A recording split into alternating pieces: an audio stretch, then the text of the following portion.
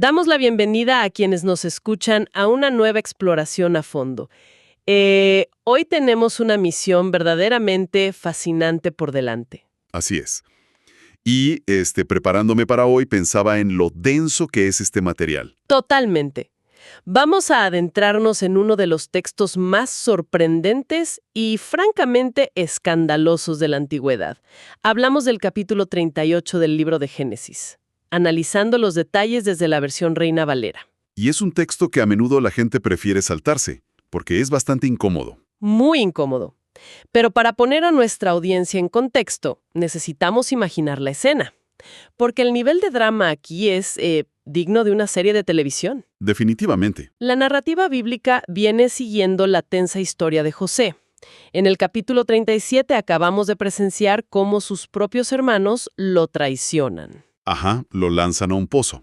Exacto. Lo lanzan a un pozo y finalmente lo venden como esclavo con destino a Egipto. Es un momento de máxima tensión, un verdadero final de temporada, por así decirlo. Y justo cuando queremos saber qué le va a pasar a José en esa tierra extranjera, los textos hacen una pausa abrupta. Un frenazo narrativo, digamos. Tal cual. La cámara narrativa se desvía por completo y hace un acercamiento repentino a Judá, el cuarto hijo de Jacob. Bueno, vamos a desempacar esto, porque lo que a simple vista parece una simple interrupción en la trama, o un relato bastante escandaloso de disfunción familiar extrema, resulta ser una pieza maestra. Es un placer estar aquí para este análisis detallado. Y esa sensación de interrupción brusca de la que hablas es el primer gran indicador de que algo importante está ocurriendo. ¿No es un error de edición de los textos antiguos, entonces? Para nada. Desde una perspectiva analítica, este capítulo brilla precisamente por lo incómodo que resulta. Hoy revisaremos nuestras fuentes textuales e históricas para entender no solo qué pasó en esta historia llena de engaños, sino por qué este relato es vital para el panorama histórico y religioso. Claro, no está ahí por accidente. Exacto. No es un simple desvío accidental, es una base sobre la cual se construye muchísimo del pensamiento judeocristiano posterior, y las implicaciones culturales son profundas. Pues para arrancar con la historia, el texto nos dice que Judá decide separarse de sus hermanos. Literalmente hace sus maletas, abandona su núcleo familiar y se asocia con un individuo de la región, un cananeo, llamado Hira el Adulamita. Y ese es el primer paso de un descenso muy marcado. Sí, porque la historia no se detiene ahí. En este nuevo entorno, Judá toma una decisión que cambiará el rumbo de su descendencia. Se casa con la hija de un cananeo, una mujer llamada Súa, y con ella tiene 3 hijos, Onán y Sela. Así es. A simple vista parece solo una mudanza, alguien que busca nuevos aires, pero las fuentes nos indican que hay un peso cultural inmenso en esta decisión. Lo fascinante aquí es el tremendo contraste que se establece con las generaciones anteriores. Si miramos la tradición de los patriarcas, de Abraham y de Isaac, había una regla casi inquebrantable. La de no mezclarse con los locales. Exactamente. Evitar mezclarse en matrimonio con los habitantes de Canaán. El propósito de esa separación no era un simple capricho de la época, sino preservar la fe en su deidad frente a las prácticas radicalmente distintas de la región. O sea, era una cuestión de supervivencia cultural y religiosa. Totalmente. Al casarse con Súa e instalarse en ese entorno, Judá da un paso gigantesco hacia un descenso espiritual y cultural. Se asimila a un estilo de vida que choca directamente con el pacto histórico de su familia. Está rompiendo las reglas del juego. Básicamente, está criando a sus hijos en un ambiente completamente ajeno a la visión que su padre y su abuelo intentaron mantener a toda costa. Y ese ambiente asimilado pronto trae consecuencias devastadoras para la familia. El texto nos cuenta que Judá decide buscarle una esposa a su primogénito, Elige una mujer llamada Tamar. Que, por cierto, es un nombre de origen cananeo que significa palmera. Un dato súper interesante. Pero este matrimonio resulta ser increíblemente breve. Las fuentes señalan claramente que era malo ante los ojos de Jehová y como resultado pierde la vida. Un final muy repentino. Y lo que siempre llama la atención al analizar esto es que el texto no nos da ningún detalle. No se especifica cuál fue su crimen, simplemente subraya una maldad profunda y letal. Deja mucho a la imaginación, pero deja clara la postura divina. Exacto. Ahora, para quienes nos escuchan y viven en el siglo XXI, quedarse viuda es una tragedia emocional terrible. Pero hoy en día existen redes de apoyo, seguros de vida, cuentas bancarias, el derecho al trabajo. Una infraestructura social moderna. Claro, pero ¿qué significaba para una mujer como Tamar perder a su esposo en ese contexto antiguo? Esa es la pregunta central para entender todo lo que sigue. Hay que visualizar esto. En el antiguo Medio Oriente, una mujer viuda y sin hijos era la figura más vulnerable de toda la sociedad. Estaba completamente desprotegida. Al 100%. No tenía derecho a heredar propiedades. No tenía un hombre que la representara legalmente en los tribunales o en los negocios. Y básicamente quedaba al borde de la indigencia absoluta. Una sentencia de miseria, prácticamente. Así es. Para evitar que estas mujeres murieran de hambre y para asegurar que el linaje de una familia no se extinguiera, existía una institución antigua fundamental conocida como la Ley del Levirato. La famosa Ley del Levirato. ¿Y cómo funcionaba esa ley en la práctica? Porque suena como una especie de red de seguridad social de la antigüedad. Funcionaba como un seguro de vida y de protección del patrimonio, pero a través del matrimonio. Básicamente dictaba que si un hombre moría sin dejar herederos, su hermano debía casarse con la viuda. Y el objetivo no era romántico en lo absoluto. Para nada. El objetivo principal era darle descendencia a la mujer. El primer hijo de esa nueva unión no llevaría el nombre del padre biológico, sino el nombre del hermano difunto. O sea, el hijo sería legalmente de Er. Exactamente. Así se preservaba la memoria del fallecido, la viuda obtenía un hijo que la cuidaría en su vejez y le daría estatus, y la porción de tierra de la familia se mantenía intacta bajo ese nombre. Es un sistema muy pragmático. Así que, siguiendo esta norma de supervivencia, Judá le ordena a su segundo hijo, Onán, que cumpla con este deber hacia Tamar.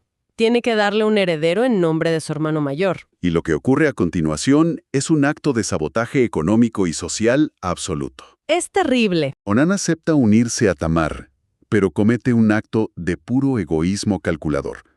El texto antiguo dice que él vertía en tierra lo que hoy conocemos como coitus interruptus, para evitar deliberadamente que Tamar quedara embarazada. Él estaba cumpliendo con la formalidad física del matrimonio, pero negando el resultado que ella necesitaba para sobrevivir. Exacto. Y la motivación de Onán es puramente financiera y de estatus. Él sabía perfectamente que, según la ley, ese hijo no llevaría su nombre.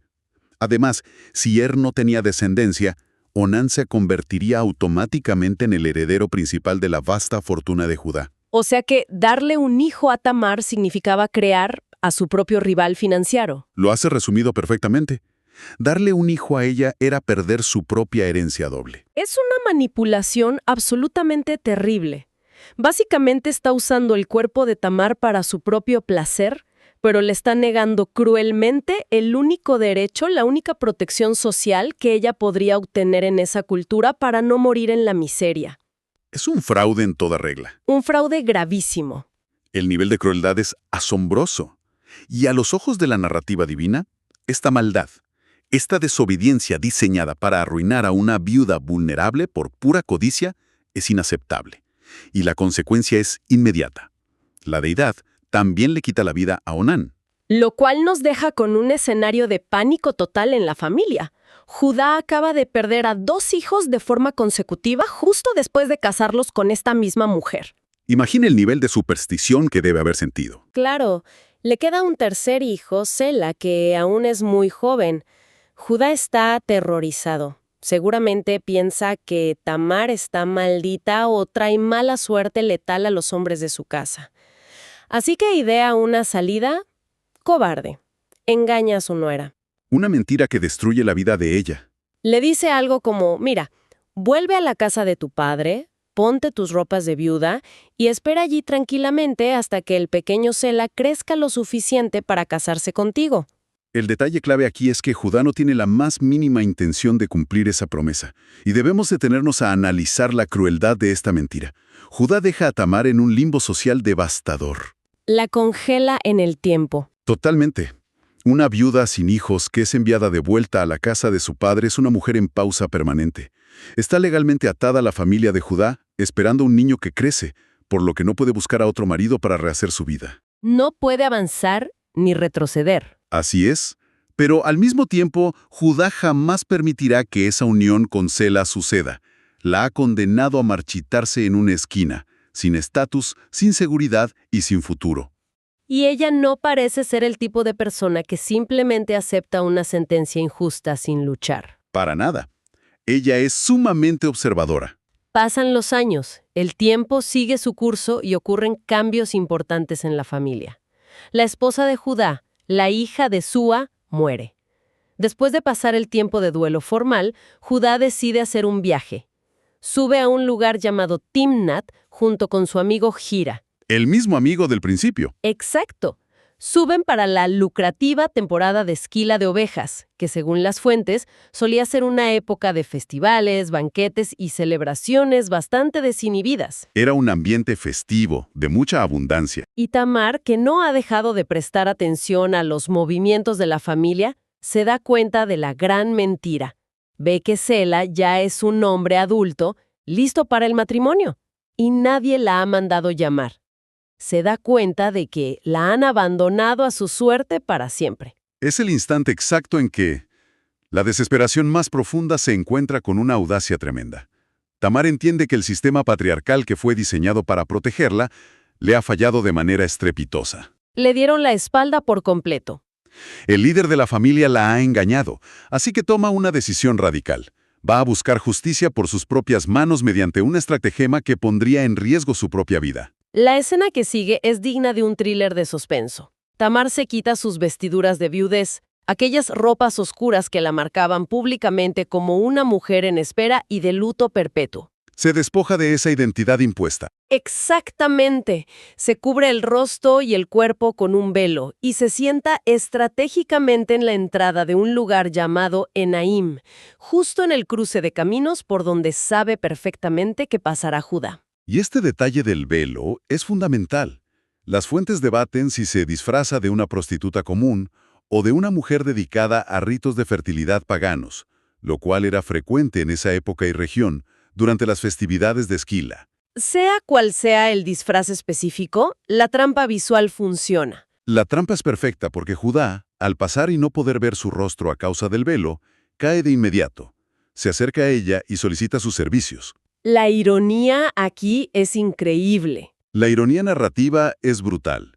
Judá, el gran patriarca que temía que esta mujer fuera una amenaza mortal para sus hijos, ahora se acerca voluntariamente para tener una relación ilícita con ella, sin tener la menor idea de que está hablando con su propia nuera. Aquí es donde se pone realmente interesante, porque Tamar mantiene una sangre fría impresionante.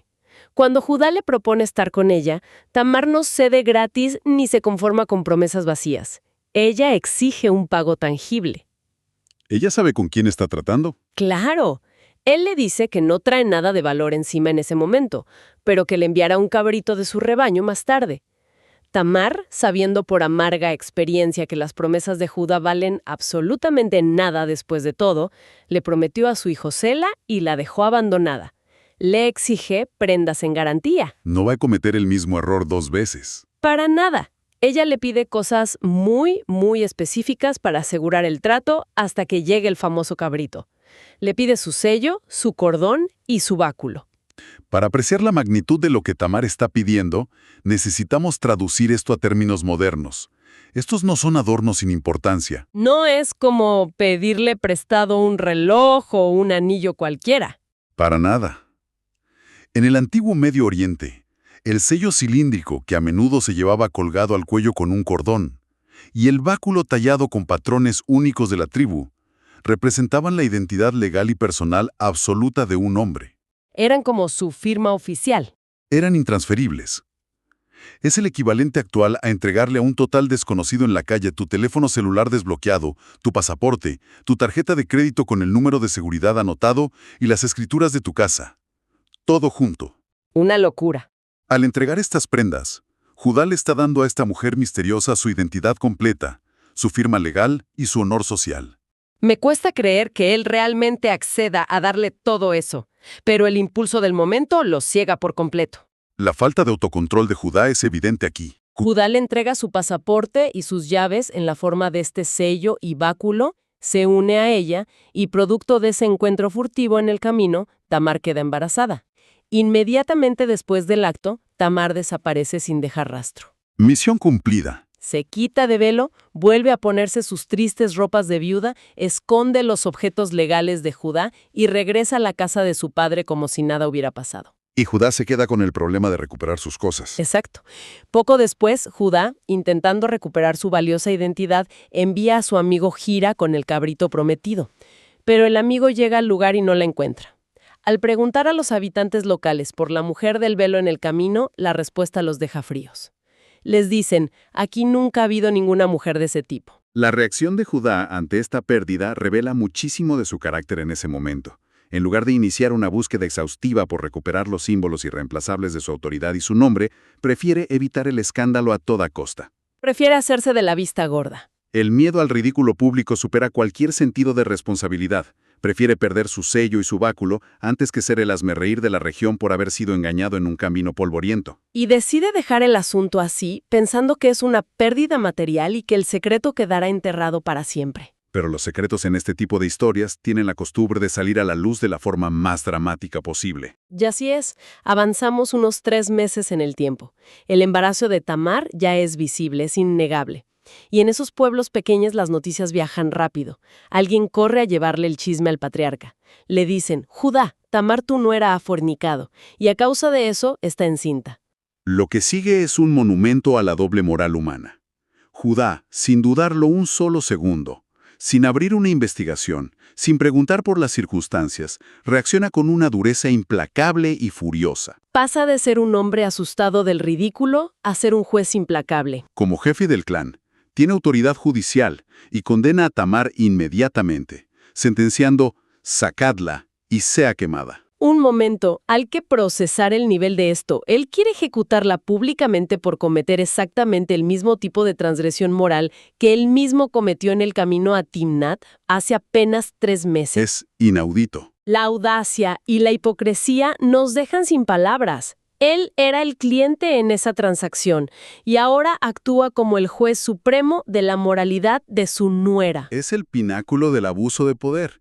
Está utilizando su autoridad patriarcal y un barniz de rectitud moral para deshacerse finalmente de la mujer que él siempre consideró un problema y una carga. Es la conveniencia disfrazada de justicia divina. Todo está listo para una tragedia horrible. Están arrastrando a Tamar fuera de su casa para ser ejecutada frente a todo el pueblo. Pero Tamar tiene la carta del triunfo guardada. El momento de la verdad. Mientras la sacan, ella no entra en pánico, no grita pidiendo piedad, simplemente saca los objetos que había guardado tan cuidadosamente y se los envía a Judá a través de un mensajero, con una declaración contundente a la vista de todos. Del varón de quien son estas cosas, estoy encinta. Y remata la frase de forma brillante. Y por si el mensaje no fuera lo suficientemente claro, añade, reconoce ahora de quién son este sello, el cordón y el báculo. El giro dramático es magistral. Hay que imaginar el impacto psicológico aplastante que sufre Judá en ese preciso instante. Todo el pueblo está reunido, esperando una ejecución. La tensión debía cortarse con un cuchillo. Él mira los objetos y ve su propio sello, su propio cordón, su propio báculo tallado. Su pasaporte está ahí, a la vista de todos. De repente, todo el rompecabezas encaja en su mente. Reconoce que la mujer del camino a la que le entregó su identidad era su propia nuera. La misma a la que él había condenado al abandono y a la que ahora estaba a punto de asesinar. Y es en este escenario de humillación absoluta donde ocurre el milagro narrativo de la historia. Judá tenía el poder militar y social para silenciarla. Podría haber negado que los objetos eran suyos o haberla matado de todos modos para proteger su reputación intacta. Hubiera sido lo más fácil para un hombre con tanto poder en esa época. Pero se quiebra. Frente a toda su comunidad, pronuncia unas palabras que cambian todo el paradigma de su vida. Dice, «Más justa es ella que yo, por cuanto no la he dado a Sela mi hijo». ¡Qué admisión de culpa tan total, tan pública y tan humillante! Si conectamos esto con el panorama general de la narrativa, descubrimos que este es el punto de inflexión absoluto para la evolución de este personaje. Judá admite abiertamente su pecado, su inmensa hipocresía, su crueldad y su falta de integridad. Es un cambio de 180 grados. Las fuentes señalan un arrepentimiento genuino. El texto aclara que nunca más volvió a tener relaciones íntimas con ella. Esta transformación es la clave para entender todo lo que viene en el resto del libro. Ya no es el mismo hombre. El Judá arrogante y despiadado que vimos al principio, el hombre que lideró la idea de vender a su hermano José como esclavo por unas cuantas monedas, muere en este instante de vergüenza pública. Este evento lo transforma profundamente, moldeando al líder que, capítulos más adelante, ofrecerá sacrificar su propia libertad y su vida para salvar a su hermano menor, Benjamín, frente al poderoso gobernador de Egipto. ¡Qué arco de personaje tan espectacular! Pasa de ser el villano egoísta de la familia a ser el primero en mostrar un arrepentimiento real. Y las consecuencias de este momento de verdad nos llevan al significado mayor de esta historia, que es el nacimiento de los gemelos. Porque la historia de Tamar no termina con el juicio. Claro, porque Tamar da a luz y resulta que lleva gemelos en su vientre, Sara y Fares. El momento del parto es casi tan caótico y inusual como el resto de la historia. Las matronas de la época debieron estar asombradas. Durante el alumbramiento, Sara saca la mano primero. La partera, actuando rápido para mantener el orden legal, le ata un hilo escarlata en la muñeca para marcar físicamente que él es el primogénito, el que hereda la doble porción y lidera la familia. Un procedimiento legal en medio del parto. Pero de repente, en un movimiento inesperado, el bebé retira la mano hacia el vientre y es su hermano quien nace primero. La partera, asombrada por la fuerza del alumbramiento, exclama sobre la brecha que se ha abierto y por eso nombran a este niño Fares, que significa justamente brecha o rotura. El nivel de detalle literario y simbólico aquí es abrumador. El patrón histórico que vemos repetirse constantemente a lo largo de este libro antiguo, con Caín y Abel, con Ismael e Isaac, con Esaú y Jacob, se manifiesta de nuevo en esta sala de parto. El hermano menor superando al mayor. Exactamente. El hermano menor tomando la primacía sobre el mayor contra toda costumbre humana. A pesar de que Sara parecía tener el derecho de nacimiento totalmente asegurado y visualmente certificado por ese hilo rojo escarlata, es Fares quien rompe la barrera biológica y se establece como el primogénito de esta nueva y complicada línea familiar. Y antes de llegar a la asombrosa revelación sobre quién es Fares en la historia de la humanidad, es vital que hagamos una pausa para mirar cómo encaja este desvío narrativo en la gran estructura del texto. Esto es fundamental para entender el diseño literario. Mencionábamos al inicio que esto parecía una interrupción frustrante en la historia de José, pero literariamente es un contraste brillante y deliberado. En este relato acabamos de ver a Judá, un líder libre, cayendo miserablemente ante la primera tentación sexual con alguien que él cree que es una prostituta en un camino rural. Demostrando una grave debilidad moral y una total falta de autocontrol. Sin embargo, al pasar la página, en el siguiente capítulo, la cámara narrativa vuelve de golpe a José en Egipto. José es un esclavo, está solo, vulnerable, y a pesar de eso resiste valientemente y con una integridad inquebrantable los constantes intentos de seducción de la esposa de su amo, Potifar. Es un contraste intencional entre dos modelos de comportamiento diametralmente opuestos dentro del mismo árbol genealógico. Resalta la increíble integridad de José precisamente al ponerla contra el oscuro telón de fondo del estrepitoso fracaso de Judá. Como poner un diamante sobre un paño de terciopelo negro. El contraste es la herramienta didáctica. Pero lo que hace fascinante a la narrativa de estos textos antiguos es que no descartan a Judá a pesar de su hipocresía y su fracaso. Hay espacio para el arrepentimiento y la restauración. Y esto nos lleva al peso histórico de este relato, a la verdadera razón por la que esta historia no fue censurada ni eliminada de los registros a lo largo de los siglos, a pesar de ser tan problemática. Y este es el punto que unifica todo. Y este es el momento que le vuela la cabeza a cualquiera que estudie estas genealogías.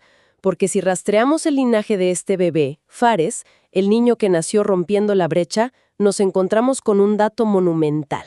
Un dato que define gran parte de la historia bíblica posterior. A pesar del inmenso escándalo, a pesar del disfraz en el camino, de las promesas rotas, de la codicia de Onán, de la sentencia de muerte y del pecado innegable, Fares se convierte en el antepasado directo de la tribu de Judá. La tribu principal. De su linaje, generaciones después, nacerá el gran rey David.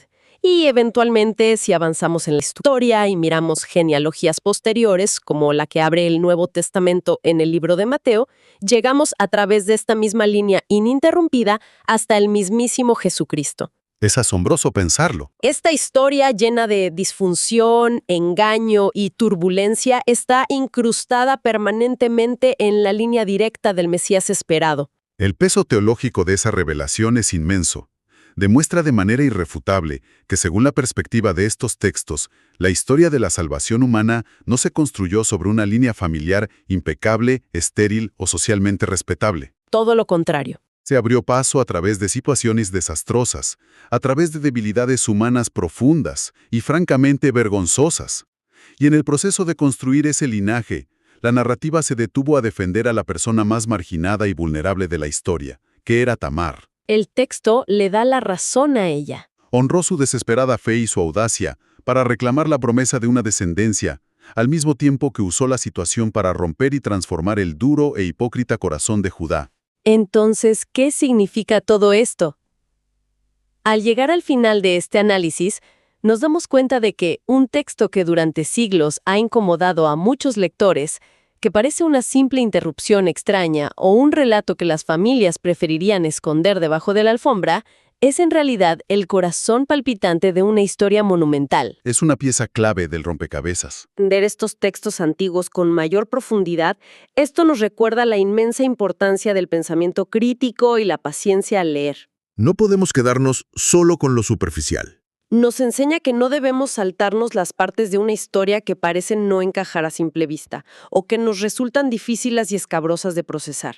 Muy a menudo es precisamente en esos supuestos desvíos donde se esconden las lecciones más profundas sobre la naturaleza humana, sobre nuestras enormes fallas de carácter y sobre la increíble capacidad de redención que puede surgir de las circunstancias más oscuras y desesperadas. Esto plantea una pregunta importante para reflexionar al concluir nuestra inmersión de hoy.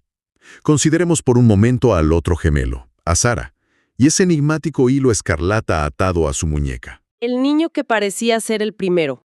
La historia marca a Sara desde el vientre con el color rojo sangre, un color que en muchísimos textos y culturas antiguas simboliza el pacto, el sacrificio real y la redención inminente.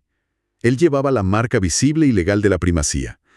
Todo el mundo en esta habitación pensó que él era el elegido.